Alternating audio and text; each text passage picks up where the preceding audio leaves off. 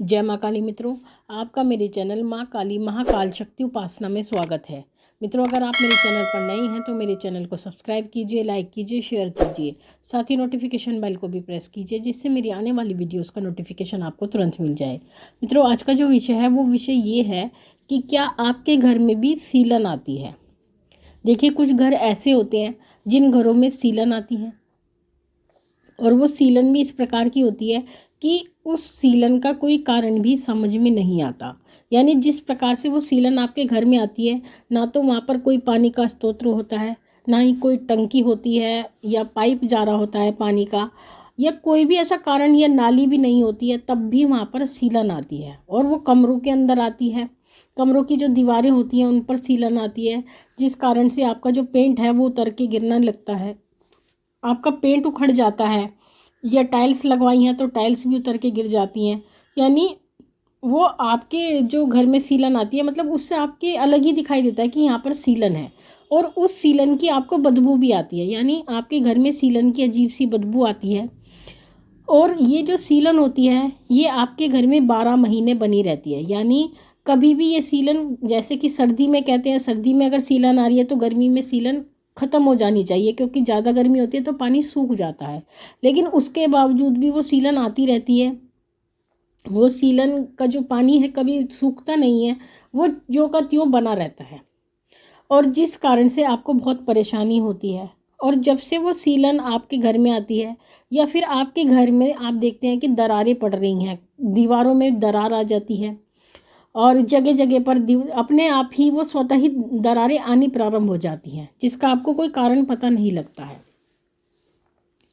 तो अगर हम इसकी आध्यात्मिक रूप से बात करें कि हमारे घर में सीलन क्यों आती है, या हमारे घर में दरारें क्यों आती है, इसका क्या कारण है। क्योंकि कुछ लोगों के साथ ये परिस्थिति होती है, और वो लोग जब से ये चीज़ उनके साथ होनी प्रारंभ होती है, तब से उनके घर में परेशानी ज़्यादा होने लगती है। यानी जब से सीलन आना प्रारंभ होती है तो उनके घर में परेशानियाँ शुरू हो जाती हैं, और वो परेशानियाँ कम होने की बजाय बढ़ती ही जाती हैं। यानी एक तरह से कहा जाए कि उनके घर में एक बर्बादी आनी प्रारंभ होती है, जो आगे चलकर बढ़ती ही जाती है, कम होने का नाम नहीं लेती। और जो परेशानी उनके घर में आती है उसका उन्हें कोई हल भी समझ में नहीं आता है। तो ये क्यों होता है, किस कारण से होता है। मित्रों, अगर ऐसा होता है आपके साथ तो इसका अर्थ यह है कि आपके यहाँ पर पितृदोष है, और पितृदोष के कारण ही ये सीलन आती है, और पितृदोष के कारण ही आपके घर की जो दीवारें हैं उसमें दरार आती है।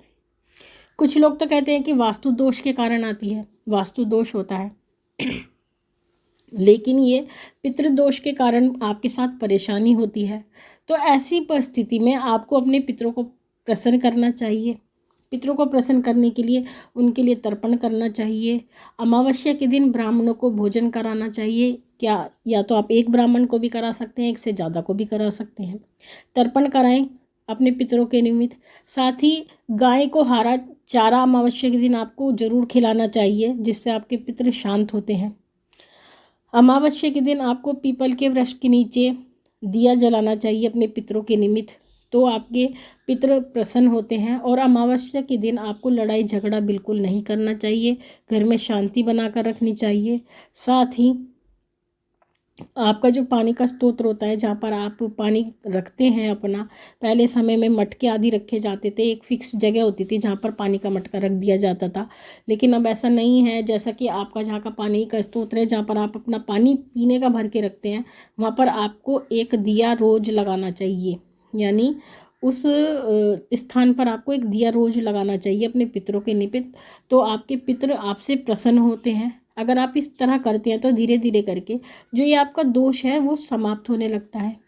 साथ ही आप एक कार्य और भी कर सकते हैं कि जो आपके घर का मुखिया होता है, यानी हेड ऑफ द फैमिली होता है जो आपका, उसकी जितनी आयु है, मान लीजिए जैसे कि उसकी आयु आपके यहाँ 40 वर्ष है या 50 वर्ष है, तो उनकी आयु के बराबर ही आपको खाने के पैकेट तैयार कर लेने हैं।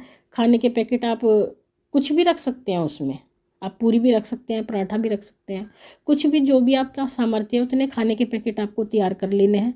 यानी 50 वर्ष है तो 50 पैकेट आपको तैयार कर लेने हैं, और उनको ले जा कर के आपको गरीब लोगों में बांटना है। अगर आप ऐसा करते हैं तब भी आपको अपने पितृदोष से मुक्ति मिलती है। आपका जो पितृदोष है वो धीरे धीरे करके शांत होने लगता है। तो मित्रों, ये थी जानकारी आप सभी के लिए। माँ भगवती से प्रार्थना करते हैं कि वो आपके भंडारे भरती रहे, आपकी सभी मनोकामनाओं को पूर्ण करती रहे।